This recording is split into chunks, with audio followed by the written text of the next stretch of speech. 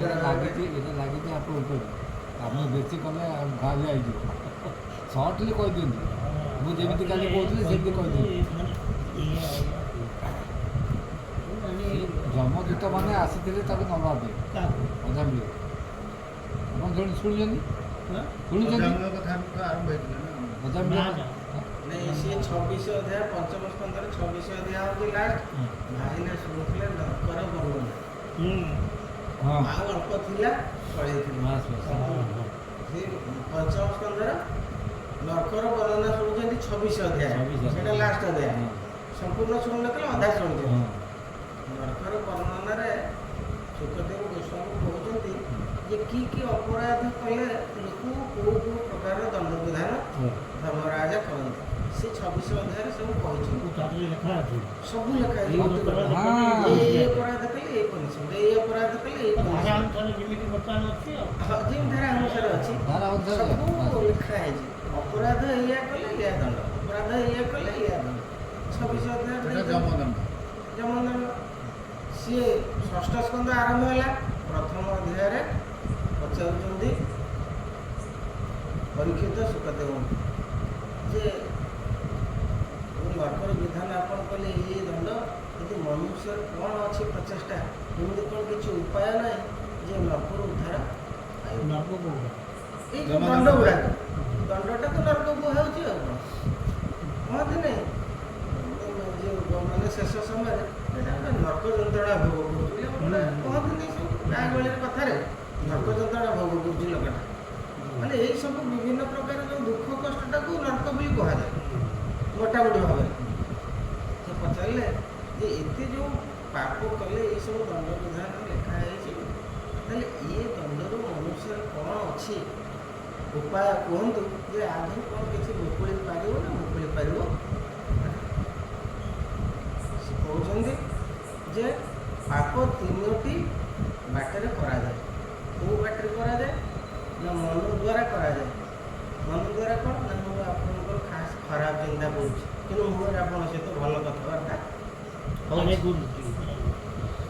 आप भितर मोर सदाबले खराब चिंता आप ये गोटे क्वालिटी लोक अच्छा आ गोटे गोटे क्वालिटी कौन लोक अच्छा ना खराब भाषा कहीकि आपको मिठाटे गाड़ी बुलज कर द्वारा प्राणी की कष्ट से दिखते तृतीय कौन करती ना निजर बल प्रयोग कर निजर शक्ति सामर्थ्य प्रयोग कर मार धर विभिन्न करती ये तीनोटी बाटे मनुष्य अपराध करे तीनोटी तार हूँ मध्यम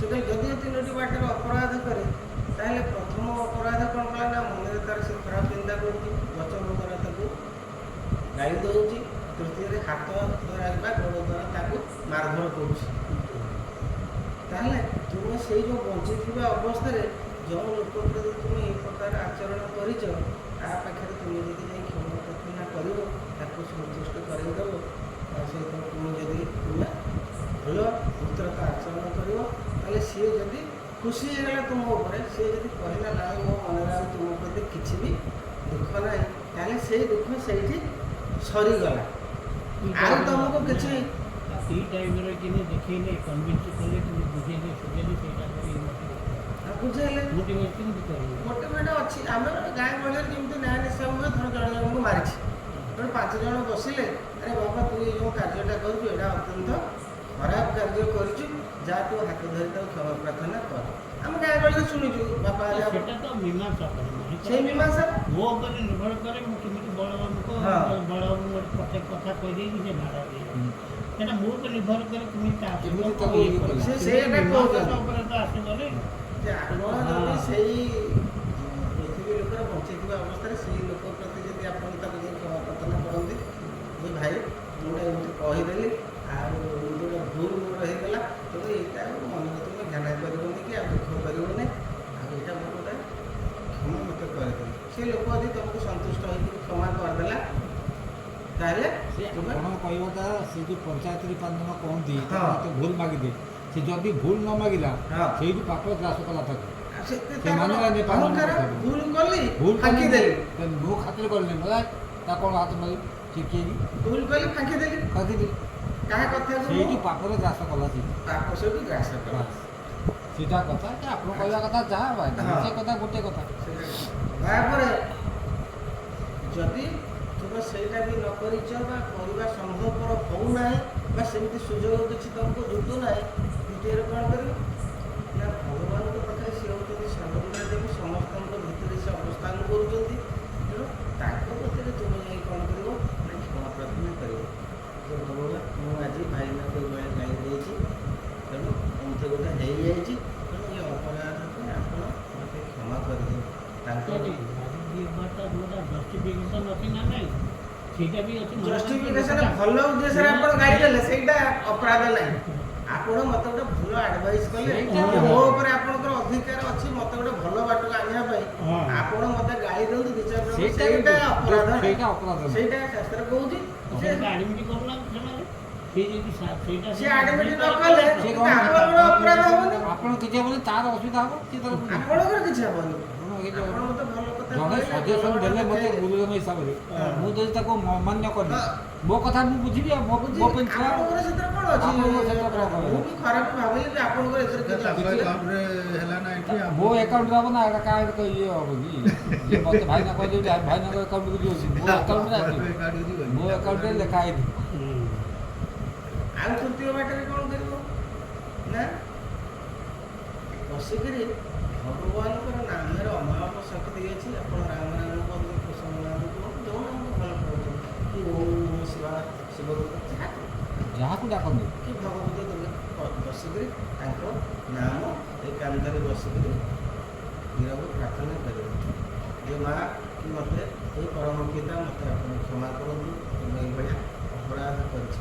ତାହେଲେ ସିଏ ମଧ୍ୟ ଈଶ୍ୱରଙ୍କର ଅନୁଗ୍ରହରୁ ଆପଣଙ୍କୁ ସେ ପାପ, ଏଇ ତିନିଟା ବାଟ ଯଦି ଆପଣ ନ କଲେ ତାହେଲେ ପାପଟା ଯେଉଁଟା କରିଛନ୍ତି ସିଏ ଆପଣଙ୍କ ଭିତରେ ରହିଲା, ସେ ଆଉ କ୍ଷୟ ହେଲା ନାହିଁ।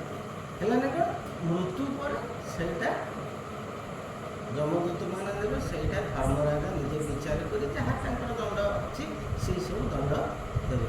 ସୁଗତ କହୁଛନ୍ତି ଯେ ତିନିଟା ଉପାୟରେ ତମେ ସେଇଠି ଯଦି ତାକୁ ସମାପ୍ତ କରିଦେବ ଆଉ ଦଣ୍ଡ ତମର ନାହିଁ। ଯଦି ନ କଲ ତାହେଲେ ତମ ଭିତରେ ସେଇଟା ରହିଲା। ତାପରେ ତୁମେ କୌଣସି ଜିନିଷକୁ ଖାତିର କଲନି, ବେଖାତିର କରିକି ସବୁ ଜିନିଷକୁ ହେୟ ଜ୍ଞାନ କରି ତମ ଇଚ୍ଛା ଯାହା ହବ ତାହା। ତେଣୁ ସେଇଟା ଯମରାଜା ତୁମକୁ ଆଣିକି ଏଠି ଦଣ୍ଡ ଦେବେ। ସେଇଠୁ ଯେତେବେଳେ ଅଜାମିଳକୁ ନେଉଛନ୍ତି ଧରିକିରି, ଅଜାମିଳ କି ଅଜାମିଳ ନାମ ସେ ମହାପାପ, ଅଜାମିଳ ପକ୍ଷେ ନା ଆଲୋଚନା ହୁଏ ନାହିଁ। ମହାପାପ ଜୀବନ ସାରା ସେ କେବଳ ଅନ୍ୟାୟ ଅତ୍ୟାଚାର, ଚୋରି ଡକାୟତି, ବେଶ୍ୟା ସବୁ ପ୍ରକାର କୁକାର୍ଯ୍ୟ କରିଛି। ଆଚ୍ଛା, ଦିନେ କ'ଣ ହେଲା ନା ତ ଏମିତି କରିଛି, ଦିନେ କ'ଣ କଲା ନା ଗାଁକୁ କିଛି ସାଧୁ ଲୋକ ଆସିଥିଲେ। ସେମାନେ ପଚାରିଲେ ଯେ କେଉଁଠି ବିଶ୍ରାମ କରିହେବ। ସବୁ ଗାଁରେ ଥାଏ, ସବୁ ଆମେ ସବୁ ସାଧୁ ସନ୍ତମାନେ ଆସି ଗାଁରେ ବିଶ୍ରାମ କରନ୍ତି। ସେଇଠୁ କିଛି ଲୋକ ଥିଲେ ଏଇ ଅଜାମିଳ ଘରଟାକୁ ଦେଖିଦେଲେ, ଏଇଟା ତ ମହାପାପୀ, ଏଇଟା କାହାରି କଥା ଶୁଣୁନି, ଗାଳି ଗୁଲଜ କରି ଲୋକକୁ ମାରଧର କରେ, ତେବେ ସାଧୁଙ୍କର ଅବସ୍ଥା ଘାଇଲା ହେବ। ମୋତେ ଦେଲେ କେତେଟା ଅଛନ୍ତି ବତେଇ ଦେଲେ କହିଲେ ଇଏ ପଳେଇବେ, ମାଡ଼ ମାରିବ କୁଆଡ଼େ ପଳେଇବେ ସବୁ ପଳେଇବେ। ସେଠୁ ଅଜାମିଳ ଆଇଲା ଆଉ ସିଏ ସେଇଠୁ ସାଧୁମାନେ ଆସି ଆ ଘରେ ଯେତେବେଳେ ପହଞ୍ଚିଲେ, ଆ ଘରେ ସେ ତା ସ୍ତ୍ରୀଟି ଅଛି, ସେ ହେଉଛି ବେଶ୍ୟା ସକ୍ତ ହେଇଛି, ବେଶ୍ୟା ପାଖରେ ଅଛି। ତେଣୁ ସାଧୁମାନେ କହିଲେ ମା ଆମେ ଆଜି ଏଠି ବିଶ୍ରାମ ନେବୁ, ଆଉ ଆମକୁ କିଛି ଭୋଜନ ବ୍ୟବସ୍ଥା କର। ଯିଏ ସବୁ କ'ଣ କରିବେ, ମାନେ ଇଏ ହେଇଗଲେ, କହିଲେ ମୋ ପାଖରେ ତ କେହି ନାହାନ୍ତି, ମୁଁ କ'ଣ କରିବି। ତେଣୁ ତାଙ୍କୁ ଗୋଟେ ପିଣ୍ଡି ଥିଲା, ସେ କହିଲେ ଆପଣ ମୋ ବସନ୍ତୁ, ମୋ ସ୍ୱାମୀ ଯାଇଛନ୍ତି, ମୋ ସ୍ୱାମୀ ଆସିଲେ ଆପଣଙ୍କ ଖବର ବୁଝିବେ।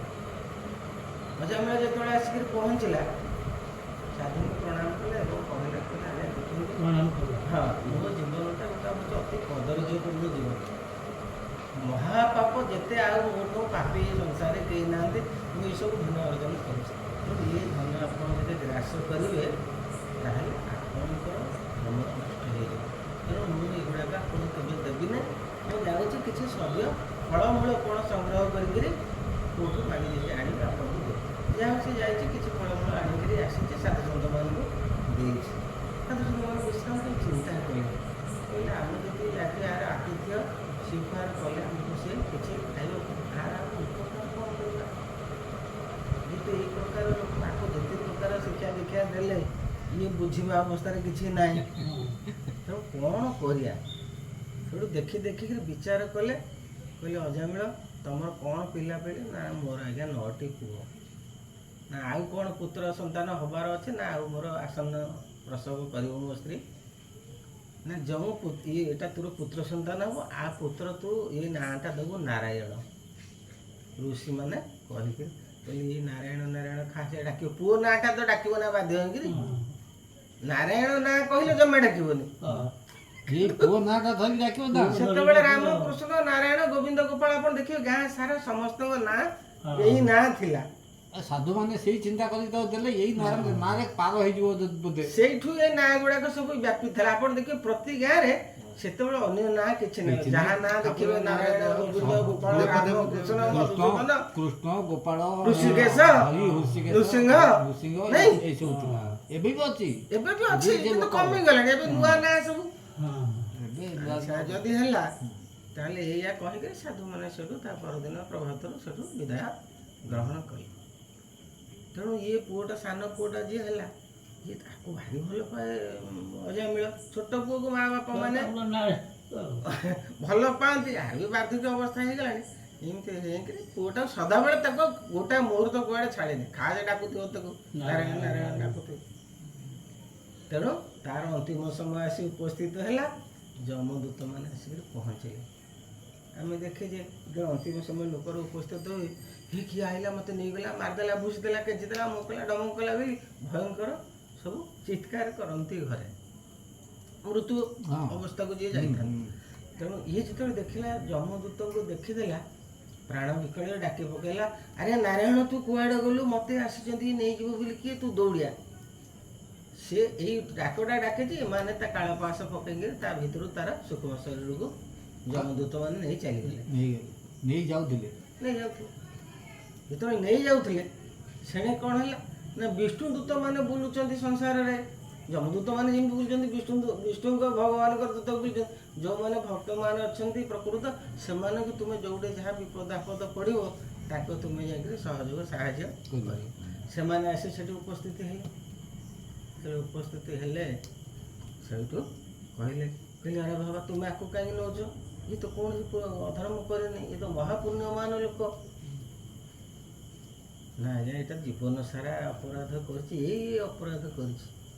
ଯମଦୂତମାନେ କହିଲେ ଏଇଆ କରିଛି, ଆଉ ଜୀବନରେ କିଛି ନାହିଁ ପୁଣ୍ୟ, ମହାପାପୀ। ତେଣୁ ଆମେ ଆକୁ ନେଉଛୁ। ପୁଣ୍ୟମାନ ଲୋକ ହେଇଥିଲେ ଆମେ କାହିଁକୁ ନିଅନ୍ତୁ?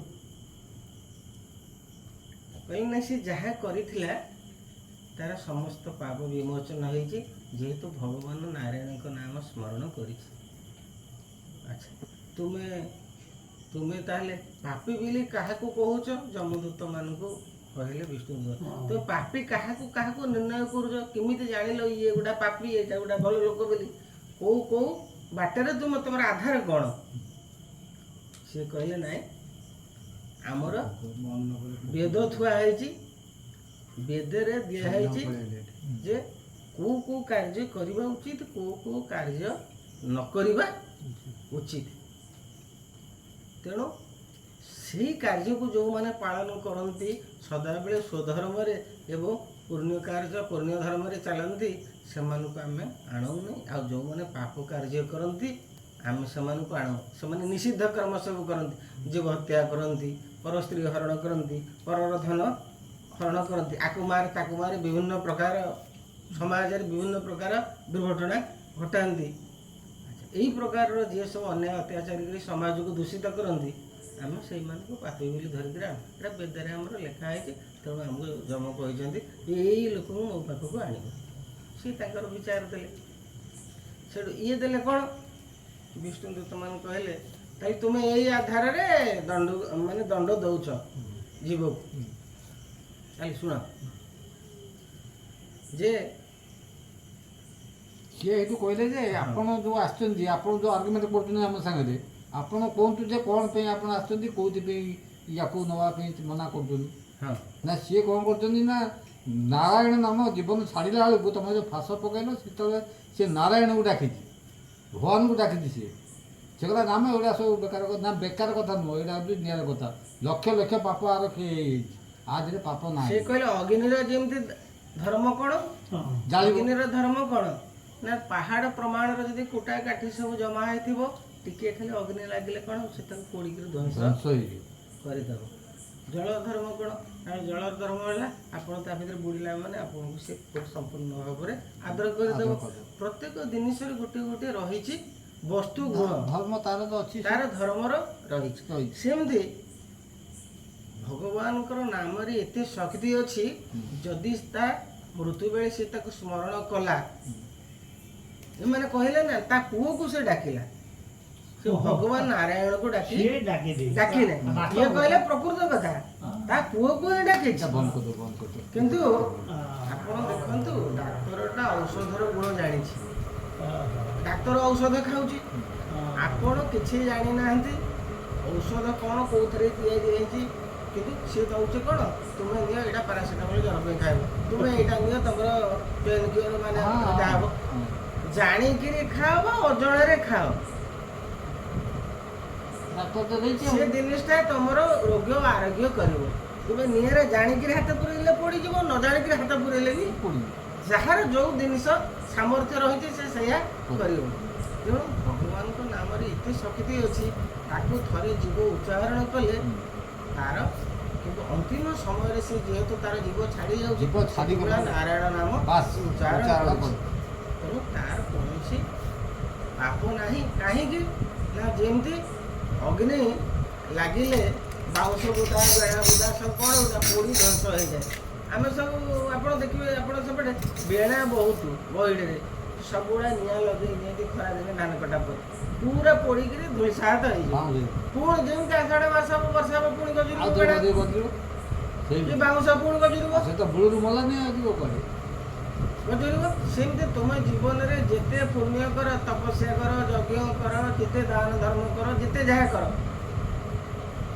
ପାପ ଚପିଯିବ କିନ୍ତୁ ପାପର ବୀଜଟା ସମ୍ପୂର୍ଣ୍ଣ ଭାବରେ ଉତ୍ପାଦନ ହେବନି ନଷ୍ଟ ହେବନି କିନ୍ତୁ ଭଗବାନଙ୍କ ନାମ ଉଚ୍ଚାରଣ କରିଲେ କ'ଣ ହେବ ନା ପାପର ବୀଜଟା ନଷ୍ଟ ହେଇଯିବ ଆଉ ସେଠୁ ଅଙ୍କୁରୋଦନ ହେବ ନାହିଁ କି ଆଉ ତୁମର ମନ କେବେ ବିଚଳିତ ତେଣୁ ଯେହେତୁ ଅଜାମିଳ ଏଇ ନାମ ଉଚ୍ଚାରଣ କରିଛି ତେଣୁ ସେ ହେଉଛି ନିଷ୍ପାପ ତେଣୁ ବିଷ୍ଣୁଦୂତମାନେ କ'ଣ କଲେ ନା ତାକୁ ପାଶ ମୁକ୍ତ ତାଙ୍କ ପାଶରୁ ତାକୁ ମୁକ୍ତ କରିଦେଲେ ମୁକ୍ତ ଯେତେବେଳେ କରିଦେଲେ ଅଜାମିଳ କ'ଣ ହେଲା ଆଉ ମୃତ୍ୟୁ ଲୋକକୁ ଗଲାନି ପୁଣି ଜୀବନ ପ୍ରାପ୍ତ ତେଣୁ ସିଏ କ'ଣ କଲା ନା ଗଙ୍ଗା କୂଳରେ ଯାଇକିରି ପୁଣି ତପସ୍ୟା କଲା ଅଜାମିଳ ସବୁ ଜିନିଷ ଗୁଡ଼ା ଦେଖିଲା କହିଲା ଆରେ ମୁଁ କ'ଣ କରିଥିଲି ମୁଁ ଜଣେ ନୈଷ୍ଠିକ ବ୍ରାହ୍ମଣ ମୋର ପିତାମାତା ଗୃହ ଥିଲେ ମୋର ସତୀ ପତ୍ନୀ ଥିଲା ଘରେ ମୋର ଏତେ ପ୍ରକାର ସୁନ୍ଦର ସଂସାରକୁ ଛାଡ଼ିକିରି ମୁଁ ନଷ୍ଟଭଷ୍ଟ ହେଇଗଲି ଯାହା ହଉ କ'ଣ ମୋର କି ପୁଣ୍ୟ ଥିଲା ଯାହା ହଉ ଏମାନେ ମୋତେ ଆସି ଉଦ୍ଧାର କଲେ ତେଣୁ ଆଉ ଘରକୁ ଗଲାନି ସେ ଗଙ୍ଗା ନଦୀ କୂଳରେ ଯାଇକି ତପସ୍ୟା କରିକିରି ଭଗବାନଙ୍କ ଦୂତମାନେ ଆସିଲେ ସେଇ ଦୂତମାନେ ଆସିଲେ ତାକୁ ସ୍ୱର୍ଣ୍ଣ ବିମାନରେ ବସେଇ ବୈକୁଣ୍ଠକୁ ନେଲେ ସେ ସେଇଠି ମରିଗଲେ ସେଇଠି ଗଙ୍ଗା ନଦୀ ବିଷ୍ଣୁ ଦୂତମାନେ ଆସିଲେ ତପସ୍ୟା କରି ତାକୁ ସୁନାର ରଥରେ ବସେଇକି ମାଳ ପକେଇକି ଭଲ ଭାବରେ ସଜେଇ ଦିଏ ଯମଦୂତମାନେ ଯାଇକରି ପହଞ୍ଚିଲେ ଯମଦୂତଙ୍କ ପାଖରେ କହିଲେ ଆଜ୍ଞା ଆମକୁ ଆପଣ ପଠେଇଲେ ଠିକ୍ ଜାଗାକୁ ପଠଉନାହାନ୍ତି ଆମେ ଆଣିକି ଯାହା କହିକି ତାକୁ ବାଟରେ ଛଡ଼େଇ ନେଇଯାଉଥିଲୁ ଆମେ ଆଉ କାହିଁକି ଯିବୁ ଆମକୁ ଗୋଟେ ନିର୍ଣ୍ଣୟ କରି ପଠେଇବେ ନା ଆଉ କି ଆମକୁ ବତେଇବେ ନା ଏଇ ଜିନିଷ ଆଉ କହିଲେ ଶୁଣ ସିଏ ଲୋକ ଦଣ୍ଡଯୋଗ୍ୟ ନୁହଁ ଯେହେତୁ ଭଗବାନ ନାରାୟଣଙ୍କର ନାମ ଜପ କରିଛି ଏଇ ଜିନିଷକୁ ତତ୍ତ୍ୱତଃ 12 ଜଣ ଜାଣନ୍ତି ଧର୍ମର ରହସ୍ୟ କିଏ କିଏ ଜାଣନ୍ତି ନା ବ୍ରହ୍ମା ଜାଣିଛନ୍ତି ନାରଦ ଜାଣିଛନ୍ତି ଶିବ ଶଙ୍କର ଜାଣିଛନ୍ତି ବ୍ରହ୍ମାଙ୍କର ଯେଉଁ ମାନସ ପୁତ୍ର ସନତ କୁମାର ସନାତନ ସନାତନ 4 ଜଣ ଜାଣିଛନ୍ତି ଜନକ ଜାଣିଛନ୍ତି ଭୀଷ୍ମ ଜାଣିଛନ୍ତି ବଳି ଜାଣିଛନ୍ତି ସୁକଦେବ ଜାଣିଛନ୍ତି ଏଇମାନେ ଯେଉଁ 12 ଜଣ ଏଇ ସ୍ୱୟଂଭବ ମନୁ ଜାଣିଛନ୍ତି କପିଳ ଜାଣିଛନ୍ତି କପିଳ ଋଷି ଜାଣିଛନ୍ତି ଏଇ 12 ଜଣ ପ୍ରକୃତ ଧର୍ମର ଗହନ ରହସ୍ୟକୁ ଏମାନେ ଭେଦ କରିଛନ୍ତି ଧର୍ମ କ'ଣ କହିଲେ ବୋଲି ଏମାନେ ସବୁ ତେଣୁ ମୁଁ ତାଙ୍କୁ ବୁଝେଇ ଦେଉଛି ଯେ ଆଜିଠାରୁ ତୁମେ କାହା କତିକି ଯିବ ଆଉ କାହା କତିକି ଯିବ ଯିବ ନାହିଁ କାଲି ଆମର ସେ ଅଧ୍ୟାୟ ଆଲୋଚନା ଆମର ହେଇଛି କାହା କତିକି ଯିବ ନା ଯେଉଁମାନେ ଭଗବାନଙ୍କର ନାମ ସତତ ମନରେ କୀର୍ତ୍ତନ କରୁଥିବେ ଏବଂ କାହାରି ପ୍ରତି ତାଙ୍କର ବୈର ଭାବ ନଥିବ ହିଂସା ଭାବ ନଥିବ ଏବଂ ସେ ତାଙ୍କର ନିଜର କାର୍ଯ୍ୟ ସୁଚାରୁ ରୂପେ ସମ୍ପନ୍ନ କରିକି ସଂସାର ଅତିବାହିତ କରୁଥିବେ ତେଣୁ ତୁମେ ତା ପାଖକୁ କେବେ ହେଲେ ଯିବ ନାହିଁ। ଆଉ ଯେଉଁମାନେ ବିଷୟ ବାସନାରେ ମାତିକିରି ସଂସାର ମୋର ସର୍ବସ୍ୱ ପୁତ୍ର ନାତି ଗୃହପନ୍ନେ ଏଇ ମୋହ ମଦ ମାଶ୍ଚର୍ଯ୍ୟରେ ବୁଡ଼ି ରହିକିରି ନିଜର ପଶୁତୁଲ୍ୟ ପଶୁ ଯାହା ସେ ଜୀବଟି ହେଲା ସେ କାହିଁକି ନା ପଶୁର ଧର୍ମ କ'ଣ ନା ଖାଇବ ଶୋଇବ ପିଲା ଜନ୍ମ କରିବ। ପଶୁ କ'ଣ କରୁଛି ତ ମଣିଷ କ'ଣ କଲା ନା ତା ଜୀବନ ସାରା କ'ଣ କଲା ସେ ଅର୍ଥ ଉପାର୍ଜନ କଲା ସ୍ତ୍ରୀ ପୁତ୍ର କନ୍ୟା ପରିବାର କୁଟୁମ୍ବ କଲା ଆଉ ତାଙ୍କ ସହିତ ରହିଲା ଆହାର ନିଦ୍ରା ଭୟ ମୈଥୁନ ତାଙ୍କୁ ପଶିଲା ପରିଶ୍ରମ କଲା ପୋଷା ତାର ଯେଉଁ କ୍ୱାଲିଟି ରହିଲା ଆର ସେଇ କ୍ୱାଲିଟି ରହିଲା ହଁ। ତେଣୁ ଏଇଟା ଗୋଟିଏ ଜୀବ ମଣିଷ ରୂପୀ ଏଇଟା ଗୋଟିଏ ହେଉଛି ପଶୁ ତେଣୁ ଏଇଆକୁ ତୁମେ ଧରିକିରି ଆଣି ମୋ ପାଖରେ ହାଜର କରାଇବ। ତେଣୁ ଏଇ ଯେଉଁ ଦୁର୍ଲଭ ଶ୍ରେଷ୍ଠ ଜୀବନ ଦିଆଯାଇଛି ଏତେ ଏତେ ଜନ୍ମ ପରେ ତେଣୁ ତୁମେ ସମସ୍ତ ସାଂସାରିକ କାର୍ଯ୍ୟ ଯାହାକୁ ଯେଉଁ ଗୃହସ୍ଥାଶ୍ରମରେ ରଖାଯାଇଛି ଯେଉଁ ଆଶ୍ରମରେ ଆପଣ ଅଛନ୍ତି ସନ୍ନ୍ୟାସୀ ଆଶ୍ରମରେ ଥାଆନ୍ତୁ ବ୍ରହ୍ମଚାରୀ ଆଶ୍ରମରେ ଥାଆନ୍ତୁ ଗୃହସ୍ଥ ଆଶ୍ରମରେ ଥାଆନ୍ତୁ ବାନପ୍ରସ୍ଥ ଆଶ୍ରମରେ ଥାଆନ୍ତୁ ଯେଉଁ ଆଶ୍ରମର ଯେଉଁ ଧର୍ମକୁ ଆପଣ ପାଳନ କରିକିରି ଭଗବାନ ନାରାୟଣଙ୍କୁ ଆରାଧନା କରିବା ହିଁ ଆପଣଙ୍କର ହେଉଛି ପରମ କର୍ତ୍ତବ୍ୟ। ଏଇ କର୍ତ୍ତବ୍ୟକୁ ଯିଏ ସମ୍ପାଦନ ନ କରୁଥିବେ ତୁମେମାନେ ତାକୁ କେବଳ ମୋ ପାଖକୁ ଆଣିବ। ତେଣୁ ଯମଦୂତମାନଙ୍କୁ ସେମାନେ ଆଉ ବହୁତ ଗୁଡ଼ିଏ କଥା କହିଛନ୍ତି ତେଣୁ ସେଇଠି କାଲି ସେ ଅଧ୍ୟାୟ ସରିଛି ଏବଂ ଅଜାମିଳ ମୁକ୍ତି ହେଇ ବୈକୁଣ୍ଠକୁ ଯାଇଛନ୍ତି।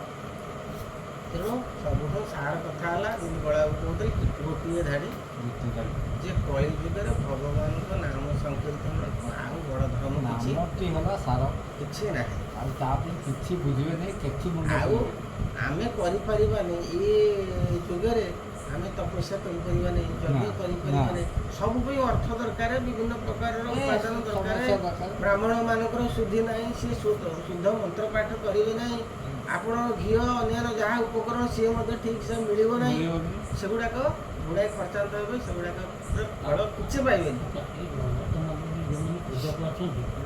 ବ୍ରାହ୍ମଣ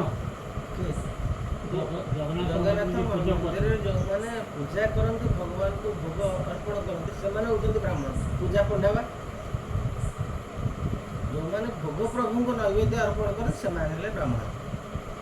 ଆଉ ଅନ୍ୟମାନେ ସେବାୟତ ବୋଲା ସେବାୟତ ବାଲା କ'ଣ ଦଇତାପତି ମାନଙ୍କର ଆଙ୍କର ବର୍ତ୍ତମାନ ସେବା କଲେ ଏଇ ଯେଉଁ ପହଣ୍ଡି କରିବେ ପ୍ରଭୁଙ୍କୁ ନେବେ କିଏ ଅଛନ୍ତି କପଡ଼ା ବାନ୍ଧିବେ କିଏ ହାର ରଥକୁ ଆଣିବେ ଆଙ୍କର କାର୍ଯ୍ୟ ସେତିକିରେ ସରିଗଲା।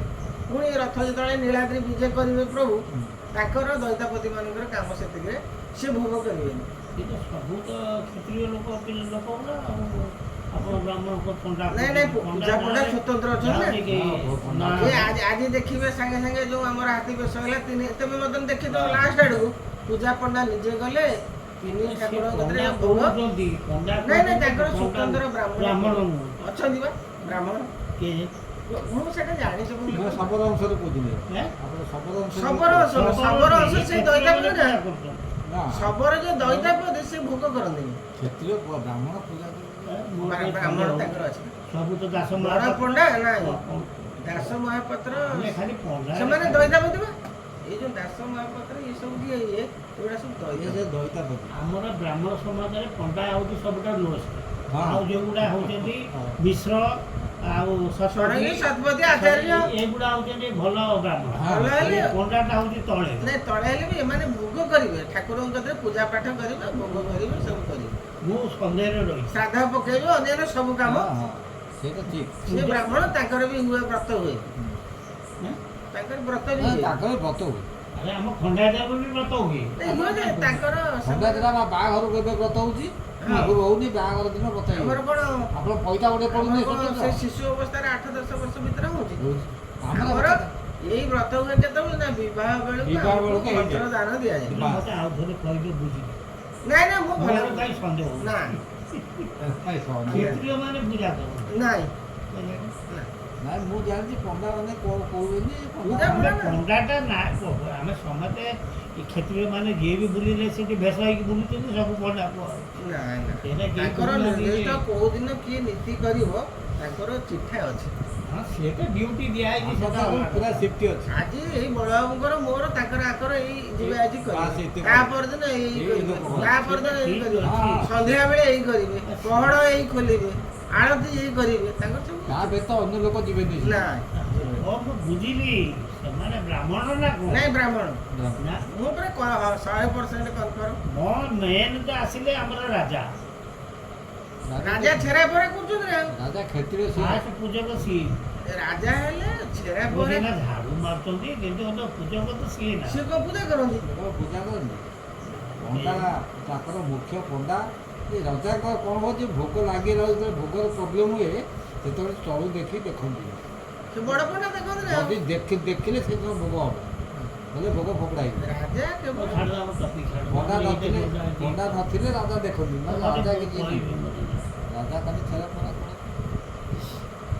ରାତି ପାଇଲେ ସେ ମନ୍ଦିରରେ ଯାଇକି ବସେ କାହିଁକି ମୁଁ ପୁରୀରେ ଇଏ ତମେ ସବୁଦିନ ଯାଇକି ବଟ ବୃକ୍ଷ ପାଖରେ ବସେ ଖପରାବାଦ ମନସ୍କାମନା ପୂରଣ ହବ।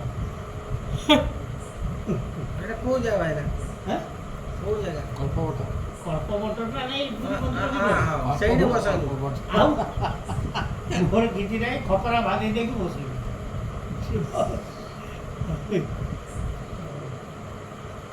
ପଡିଆ ହଁ ହଁ ଟାଇମ୍ ହେଇଯିବ ଗୋଟେ ପାଳା ନା ଇଏ ସରିଗଲା ଆଉ କେତେ ବାଟ ଆଉ ରହିଲା ନାଇଁ ଏଇଟା ତ ଏତିକି, ଆଁ? ଅଜାମିଳ ମୁକ୍ତି ପାଇଗଲେ ଆଉ ବୈକୁଣ୍ଠ ଲୋକକୁ ଗଲେ ତାଙ୍କୁ ନେଇଗଲେ ସେ ଆଉ ଏବେ ଡିସ୍କସନ୍ ହେଉଛି ତାଙ୍କ ସାଙ୍ଗରେ କାହା ସାଙ୍ଗରେ ତାମାନେ ଏଇଭଳିଆ ଭୁଲ କାମ କରିବ ଏଗୁଣ ପାଇବ ଭୁଲ କାମ କରି ସେ ପୁଣି ତାର ସିଏ ତ ଆନ୍ତରିକ ସେ ନାରାୟଣ ବି ଡାକି ନାହିଁ ପୁଅକୁ ଡାକୁଛି ନାରାୟଣ ନାମଟା ପାଟିରେ ପଶିବ ନାହିଁ। ନାରାୟଣ ନାମଟା ସେ ଆଉ ସିଏ ମଲା ସମାନ ଜୀବ ଛାଡ଼ିଲା ବେଳକୁ ବା ସେ ନାମଟା ନାରାୟଣ କୁଆଡ଼େ ଗଲୁ ପ୍ରକୃତ ସେ ନାମଟା ତାଙ୍କର ନା ଆଉ ତାଙ୍କର ନା ଆଉ ସେଟା କ'ଣ ଆମେ ସେଟା ଆଣିକିରି ଉଦ୍ଧାର କରିକିରି ମୋ ପୁଅ ନାଁ ଦେଇଛି ନାଁ ଦେଇଛି। ନାରାୟଣ ନାମଟା ହଉଛି ସାଧୁ ତାଙ୍କର ସାଧୁମାନେ ଦେଇଥିଲେ Original କେବଳ ନାଁ ଇଏ ଟା- ଏମିତି ମୁକ୍ତି ହେଇଯାଉ। ହଁ ତାର ଆମେ ଆଜି ଫଳମୂଳ ଖାଇକି ତାର ଆର ଯାଇଛେ ସେ ଆମର ଅତିଥ୍ୟ କରିଛି ତେଣୁ ଆମେ ତାକୁ ଏଇ କିଛି ବର ଉପକାର ଦେଇକି ତାର ହଁ ଉପକାର କରିବ।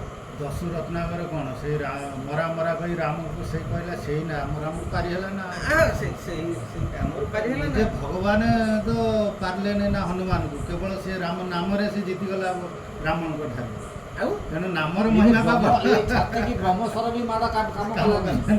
କହିଲା ମାରିବୁ ମାର ଏଇଠି କୋଉଠି ମାରିବୁ। ସେ ଖାଲି ବସି ସେ ନାମ କୀର୍ତ୍ତନ ସେ କରୁଛି ନାମ ଧରିଛି ସେ ବ୍ରହ୍ମସ୍ୱର ବି କାମ ଦେଲାନି। ଆଉ ସିଏ କ'ଣ କରିବ ଏ ଯେଉଁ ତାକୁ କହିଲା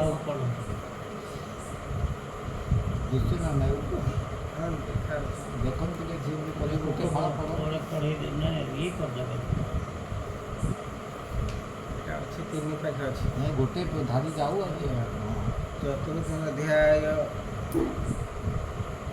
ଆଜି ଦକ୍ଷ ରଜ ସୃଷ୍ଟି କରିବେ ଦକ୍ଷ ତାଙ୍କ ପ୍ରଥମ ଦେଶଙ୍କ ପୁଅ ଦକ୍ଷ ଜନ୍ମ ହେଇଥିଲେ ସେ ରାଜା ପରିଚିତ ବାଚ ଦେବ ସୁର ନର ନାଗ ତୁମେ କହିଲ ମହାଭାଗ ଦୁର୍ଗା ପ୍ରତିଙ୍କ ସୃଷ୍ଟି ଯେତେ କହିଲ ମୋହର ଅଗ୍ରଗତି ଯେତେ ସ୍ୱୟଂଭୂ ମନନ୍ତରେ ସଂକ୍ଷେପେ କହିଲ ମୋହରେ ସେ ମନନ୍ତରେ ଭଗବାନ ଜ୍ଞାନ ସ୍ୱର୍ଗର ବିଧାନ ଯେମନ୍ତେ ଆତ୍ମଶକ୍ତି ଘେନି ସର୍ଗିଲେ ପ୍ରଭୁ ଅନ୍ତର୍ୟାମୀ ସେ କଥା ଶୁଣିବାକୁ ମୋର ଶ୍ରଦ୍ଧା ବଳିଲା ମୁନିବର ସୁତବାଚ ରାଜାର ପ୍ରସନ୍ନ ଶୁଣି କର୍ଣ୍ଣେ ଆନନ୍ଦ ହର୍ଷ ବଦନେ ଭୌମି ଗଣେ ଶୁଣ ତାହାର ରୂପେ କହିଲେ ସୁଖଜା ଶ୍ରୀ ସୁଖବାଚ ଯେବେ ପ୍ରଚେତା ଭାଇ ଦଶ ସମୁଦ୍ର ଉଠି ଦଶ ଦିଶ ଚାହିଁଲେ ବହୁ ବ୍ରହ୍ମମାନ ପୃଥିବୀ କଳାଚ୍ଛାଦନ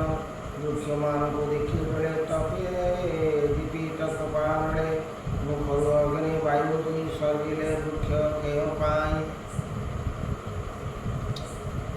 ଦଶ ପ୍ରଚେତ ସଂଘ କଥା ଆପଣ ଆଗରୁ ପଢ଼ୁଥିଲେ ଲୋକ ଶିବ ଶଙ୍କର ତାଙ୍କୁ ଆସି ଦେଖା ଦେଇକିରି ତାଙ୍କୁ ଦୀକ୍ଷା ଦେଇଥିଲେ କିଏ ଦେଇଥିଲେ ତାଙ୍କୁ ବର ପ୍ରଦାନ କରିଥିଲେ ମାନେ ଥିବ ଦଶ ପ୍ରଚେତ ଭାଇ ଯାଉଥିଲେ 10 ଜଣ ଯାକ କୁମାର ମହାଦେବ ଶିବ ଶଙ୍କର ଆସି ତାଙ୍କୁ ଦର୍ଶନ ଦେଇଥିଲେ ସେଇ ଯେତେବେଳେ ତପସ୍ୟା ଏ 7 କରିକିରି ଜଣ ପୁଅ ନା 10 ଜଣ।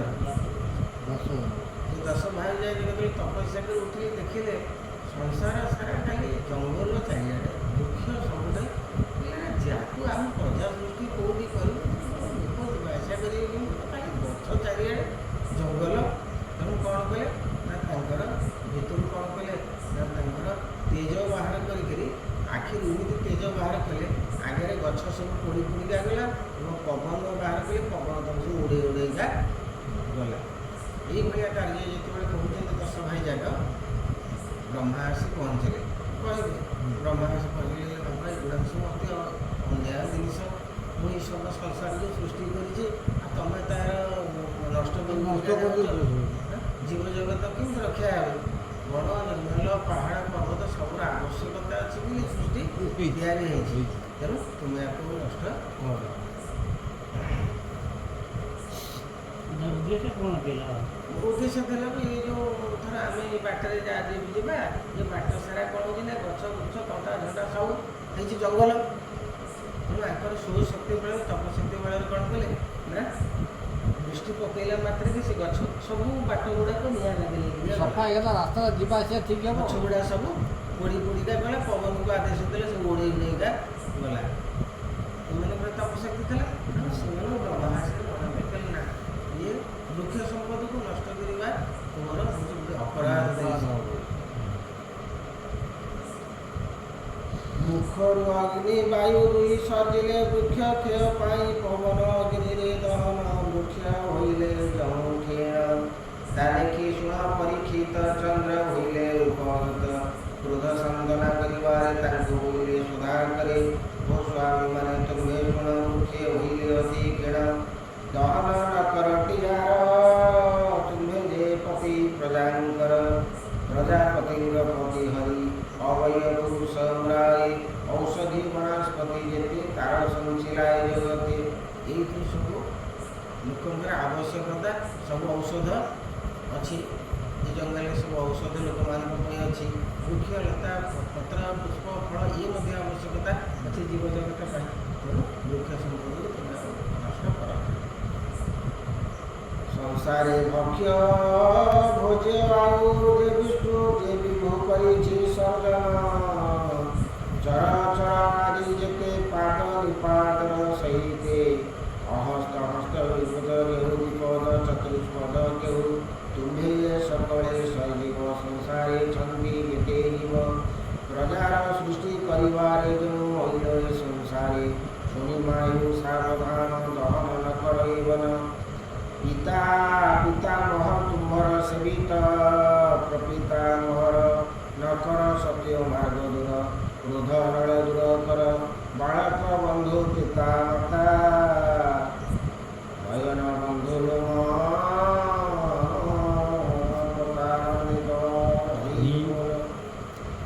ବାଳକ ବନ୍ଧୁ ହେଉଛନ୍ତି ପିତାମାତା ଏବଂ ନୟନ ବନ୍ଧୁ ହେଲା ଲୋମ କଥା।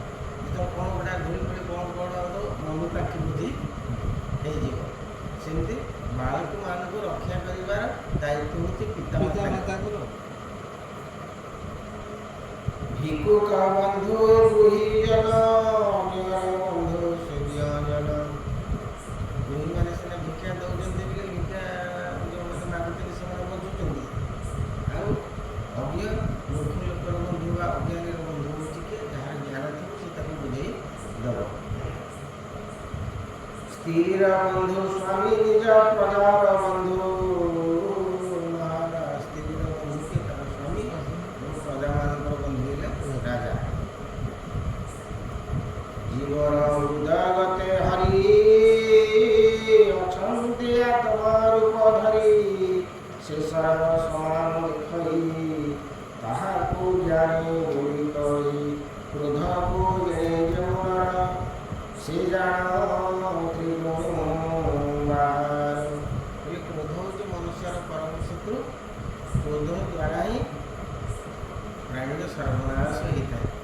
ଅନ୍ୟ ଇନ୍ଦ୍ରିୟମାନଙ୍କ ଦ୍ୱାରା ଏତେଟା ଜୀବନ ନଷ୍ଟ ହେଇନଥାଏ, କିନ୍ତୁ କ୍ରୋଧଟା ତାର ସର୍ବନାଶ। କ୍ରୋଧ ହେଲା ମାନେ ଆପଣ କାହାକୁ କ'ଣ କଲେ ହାଣିଦେବେ, ମାରିଦେବେ, କ'ଣ କରିଦେବେ, ତାର ହିସାବ ଆପଣ ଆଉ ଅଜ୍ଞାନ ସମ୍ପୂର୍ଣ୍ଣ ହେଇଯିବେ।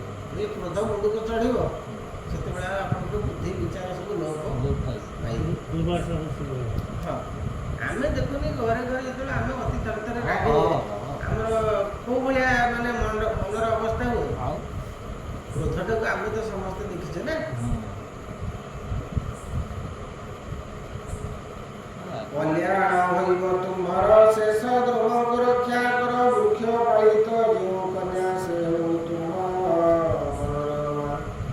ଏତେ କହି ରାଜା ସୋମାନନ୍ଦେ ହର୍ଷ ଗଲନ କନ୍ୟାକୁ ଆଣି ତାଙ୍କୁ ଦେଲେ ହର୍ଷି ନିଜ ପୁରେ ଗଲେ ସେମାନେ କନ୍ୟା ସାରି ବିବାହ ହୋଇଲେ ଧର୍ମେ।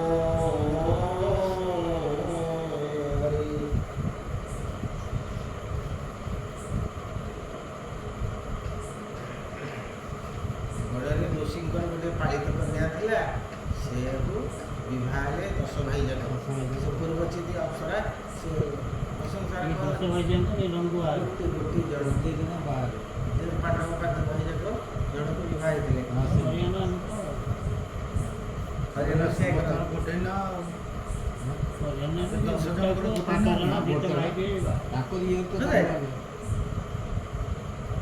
ଏବେ ବି ସେ ଅଛି ଚେଞ୍ଜ ହେଇଗଲା କିନ୍ତୁ ଥିଲା ପରମ୍ପରା। କିନ୍ତୁ ପରମ୍ପରା ଥିଲା ହରିୟାଣାରେ ଯେଉଁଟା ହେଉଛି ଆପଣଙ୍କର ଏଇଟା ନାହିଁ ଏ ଯେଉଁ କ'ଣ ସେଟା ଆମର ଯୁଦ୍ଧ ହେଇଥିଲା ମହାଭାରତ କୁରୁକ୍ଷେତ୍ର ଏଇ ହରିୟାଣା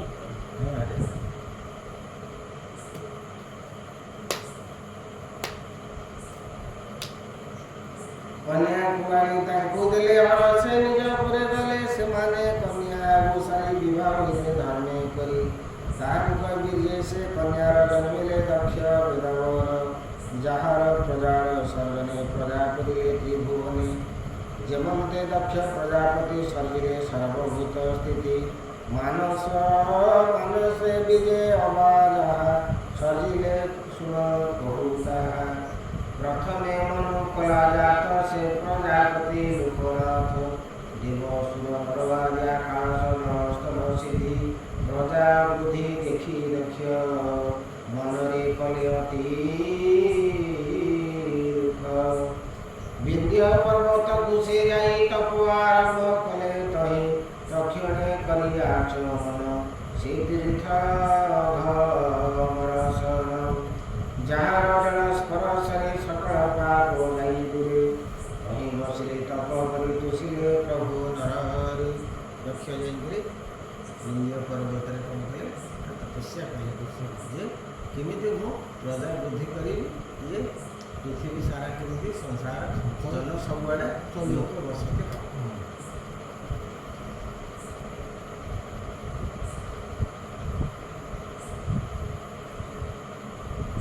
ଏହି ସ୍ତବରେ କଲେ ସ୍ତୁତି ଜଣେ ପ୍ରସନ୍ନ ଶ୍ରୀପତି ପ୍ରଜାପତି ବାଚ ନମସ୍ତେ ପ୍ରଭୁ ଆଦି ଧାତା ଜୀବ ମାୟାର ଜନିୟନ୍ତା ଅଦୃଷ୍ଟ ଯାହାର ମହିମା ଗୁଣ ବୁଦ୍ଧିରେ ନୁହେଁ ସୀମା ଯାହାର ଆଜ୍ଞାରେ ଜଗତ ନମସ୍ତେ ପ୍ରଭୁ ଆଦି ଭୂତ ଯାହାର ସଖା ଅତି ଜୀବ ନ ଜାଣେ ତାହାର ପ୍ରଭାବ ନିଦେ ସମାନେ ବସଇ ତଥାପି ଜୀବ ନ ଜାଣେ। ଦକ୍ଷ ପ୍ରଜାପତି ତପସ୍ୟା କରି ଭଗବାନଙ୍କୁ କହୁଛନ୍ତି ଯେ ଆପଣ ଜୀବର ଭିତରେ ଅବସ୍ଥାନ କରିଛନ୍ତି ଜୀବ ପାଖରୁ ଦୂରରେ ନାହାନ୍ତି କିନ୍ତୁ ଜୀବ ଜାଣିପାରୁନାହିଁ ଯେ ମୋ ଭିତରେ ସେ ପରମ ସତ୍ୟ ପରମ ପୁରୁଷ ଅବସ୍ଥାନ କରିଛନ୍ତି ବୋଲି। କାହିଁକି ତାକୁ ମାୟା ଆବୃତ କରି ରଖିଛି ଇଏ ମନ ଭିତରକୁ ଏ ଜିନିଷ ଆସୁନି କାହିଁକି ତାର ଶରୀର ବା ମନ ଶୁଦ୍ଧ ନାହିଁ ସଂସ୍କାର ନାହିଁ ତେଣୁ ପ୍ରକୃତ ଚେତନା ଆସୁନାହିଁ ତେଣୁ ଅଜ୍ଞାନ ଭାବ ତାର ସବୁବେଳେ ଉଦୟ ହେଉଛି।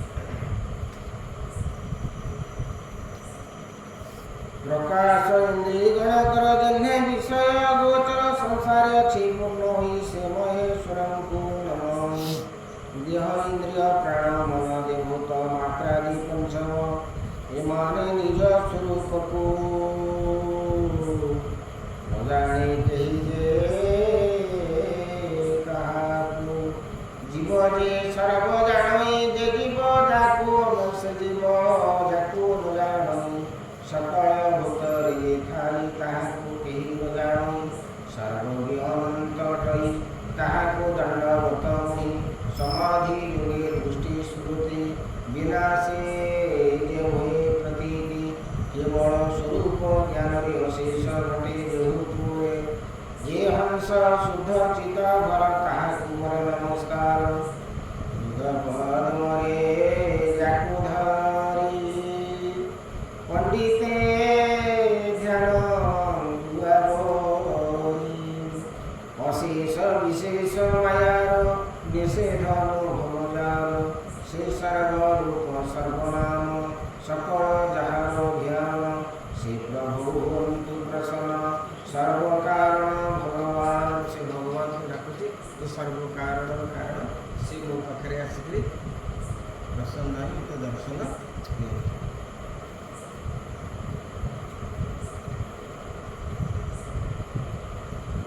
ସେ ପ୍ରଭୁ ତୁଅ ଗୋଚର ତାହାଙ୍କୁ ମୋର ନମସ୍କାର ଯାହା ଠାବରେ ଯାହା ତହୁ ସେ ସର୍ବରୂପେ ଦେଉ ଯେ କାର୍ଯ୍ୟ କରାଇ କରଇ ଯାହାର ତହୁ ଆରୁ ନାହିଁ ପର ଉପରେ ଯେଉଁ ପର ଆଦି ସିଦ୍ଧ ଈଶ୍ୱର ହେମନ୍ତ ଯେଉଁ ପରମ ବ୍ରହ୍ମ ତାହାକୁ ନମସ୍କାର ନିଜ ଶକ୍ତିମାନ ଯାହାର ବାଦୀ ବିବାଦୀ ମାନଙ୍କର ବିବାଦ ବିସମ୍ବାଦେ କରି ପ୍ରାଣୀ ମାନଙ୍କ ଚିତ ହରି ହେମନ୍ତ ଅନନ୍ତ ଯାଗ ନମି ତାହାର ଚରଣ ସଂସାରେ ଅସ୍ତି ନାସ୍ତି ଯେତି ବସ୍ତୁର ନିଷ୍ଠା ଏହି ମତେ ସାଂଖ୍ୟ ଯୁଗରେ ପ୍ରବର୍ତ୍ତିତ ସେ ସମୟ ବହୁତ ଭିନ୍ନ ବିରୁଦ୍ଧ ଧର୍ମ ସେଇ ତାକୁ ମାନ କେହି ନାହିଁ କର୍ମ ପାଦରେ ଯେ ଭଜଇ ତାହାରେ ଅନୁଗ୍ରହ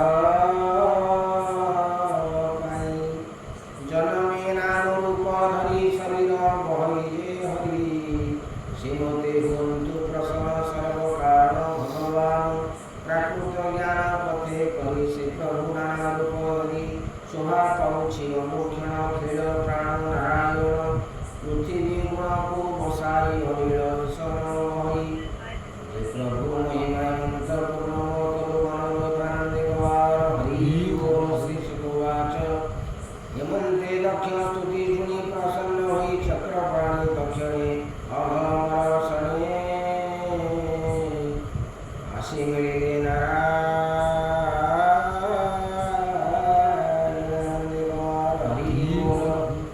सुनाहे पुर निरुपम भक्त चक्र धरा वही जान खगराज लंब सुंदर अष्टभुज शंख चक्र चरम खड़ग बदासी पाश सारंग हरिण चंदी अष्टकर अद्भुत रूप मन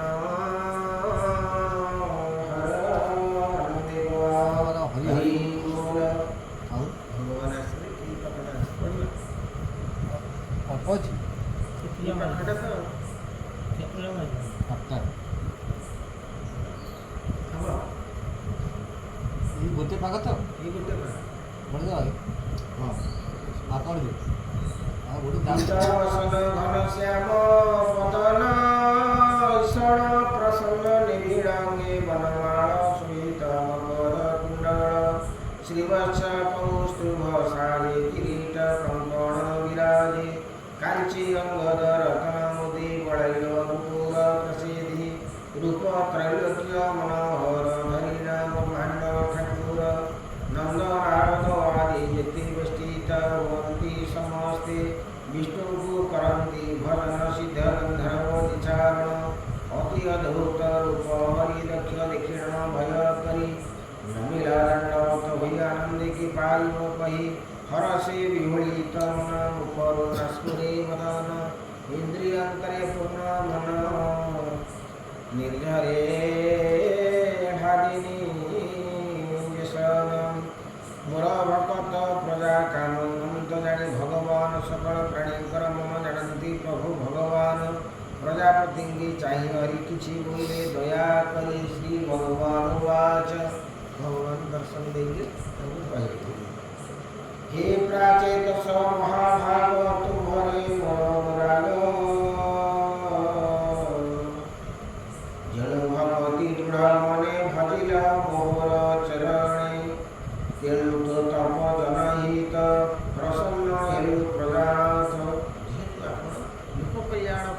ତପସ୍ୟା କରୁଛନ୍ତି ଆପଣଙ୍କର ଏଥିରେ ବ୍ୟକ୍ତିଗତ ସ୍ୱାର୍ଥର ନିଜର କାମନା କିଛି ସଂସାରର କଲ୍ୟାଣ ପାଇଁ ଆପଣ ତପସ୍ୟା ତେଣୁ ମୁଁ ସେଇଥିପାଇଁ ତୁମକୁ ପ୍ରସନ୍ନ ହେବି ବା ଦର୍ଶନ ଦେବି। ଯେଣୁ ତପ ଜନହିତ ପ୍ରସନ୍ନ ହେଲି ପ୍ରଜାନାଥ ଭକ୍ତମାନଙ୍କର ସମ୍ପତ୍ତି ନିରତି ମନେ ମୁହିଁ ଚିନ୍ତି ବ୍ରହ୍ମା ଶଙ୍କର ମନୋବର ତୁମ୍ଭେ ଇନ୍ଦ୍ରାଦି ଦେବର ଉଦ୍ଭବ ପ୍ରାଣୀମାନଙ୍କର ତୁମ୍ଭେ ଯେ ବିଭୂତି ମୋହର ତପସ୍ୟା ମୋହର ହୃଦୟ ବେଦ ବେଦାଙ୍ଗ ମୋର ଦେହ କ୍ରିୟା କୃତି ମୋର ଜାଣ ଯଜ୍ଞ ମୋହର ମନମାନ ମୋହର ଆତ୍ମା ଧର୍ମ ଜାଣ ଦେବତା ମାନେ ମୋର ପ୍ରାଣ ବାହ୍ୟ ଅନ୍ତରେ ମୁହିଁ ଥାଇ সকল আদি ভূত মুহি সংসারে সর্বরূপ হই অব্যক্ত রূপে মুহি খাই নামরি অবশেষ হই মুক্ত অন্য কেহি ନାହିଁ ମୁଁ ସବୁଠି ପରିପୂର୍ଣ୍ଣ ଭାବରେ ଅଛି ବିଭିନ୍ନ ବିଭିନ୍ନ ନାମରେ ଏଠି ଶିଳାରେ ଅଛି ଏଠି ଗଛରେ ଅଛି ଏଠି ପଶୁ ଭିତରେ ଅଛି ଏଠି କୁଟା ଭିତରେ ଅଛି ସେଠି ସବୁଠି ମୁଁ ବିଦ୍ୟମାନ ଅଛି ଭିନ୍ନ ଭିନ୍ନ ନାମରେ।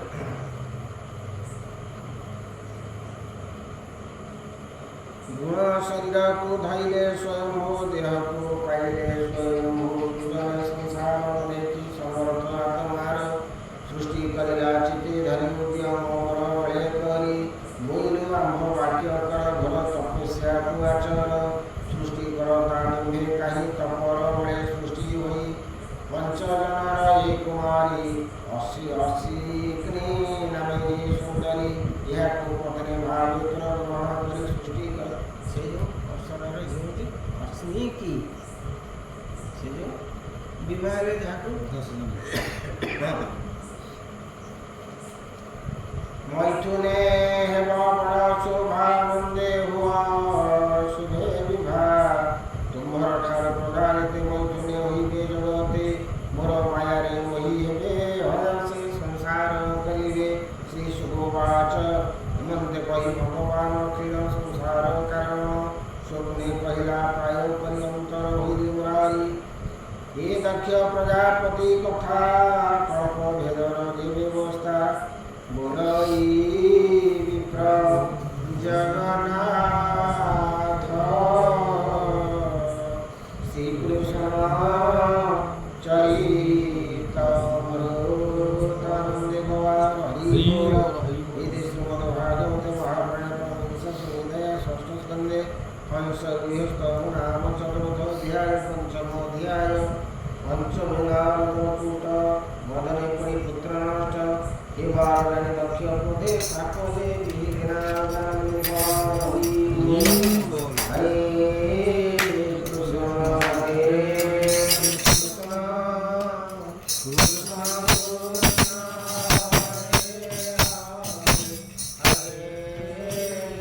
राम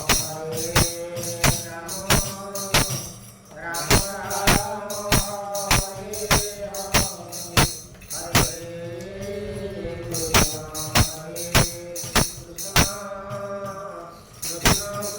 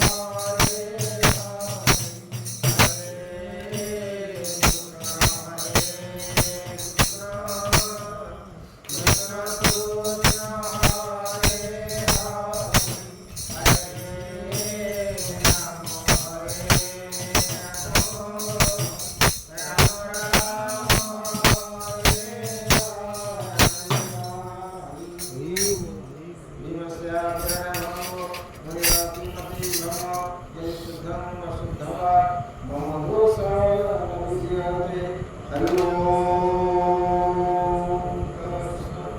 हरि ओम हरि ओम।